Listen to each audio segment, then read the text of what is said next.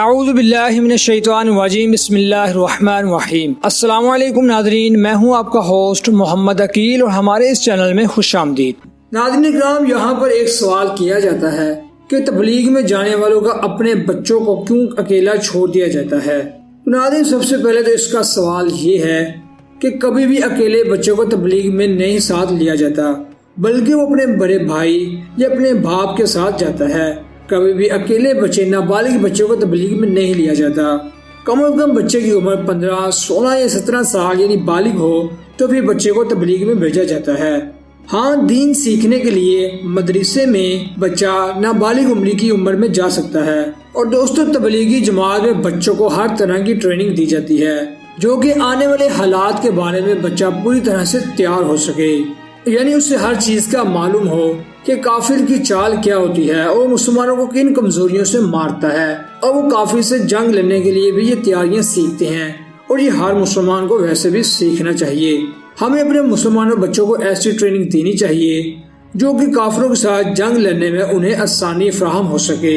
ہاں دوستو، یہاں پر ایک بات کہنا بہت ضروری ہے کہ تبلیغ کی جماعت میں بھی بہت سے شخص ایسے ہوتے ہیں جو کہ دوسرے ادارے کے ساتھ ملے ہوتے ہیں، جو کہ اپنی ہی تبلیغ کی جماعت کو نقصان پہنچاتے ہیں۔ ہمیں ان پر نظر رکھنی چاہیے۔ اس وجہ سے پوری تبلیغ جماعت بدنام ہو جاتی ہے، جس سے یہ کہا جاتا ہے کہ تبلیغ کی جماعت دہشت گردوں کا ساتھ دیتی ہے، بلکہ ایسا کہنا ممکن نہیں ہے، بلکہ وہ تو بیچارے دین سیکھنے اور دین سکھانے کے لیے گھر سے نکلتے ہیں۔ دوستو، آج کل بہت سے لوگوں نے، خاص کر کافروں نے، مسلمانوں کی شکلوں کا فیس روپ دھار کر یعنی دھاری و امامہ شریف پہن کر تبلیغ کی جماعت والوں کو بدنام کیا ہے۔ یعنی کوئی بھی قاری، عالم، چاہے وہ اہل سنت، چاہے وہ وہابی، شیعہ، کسی بھی مذہب سے تعلق رکھتا ہو، ہر مسلمان کو بدنام کیا جاتا ہے تاکہ مسلمانوں کو ٹیررسٹ کی نظر سے دیکھا جائے۔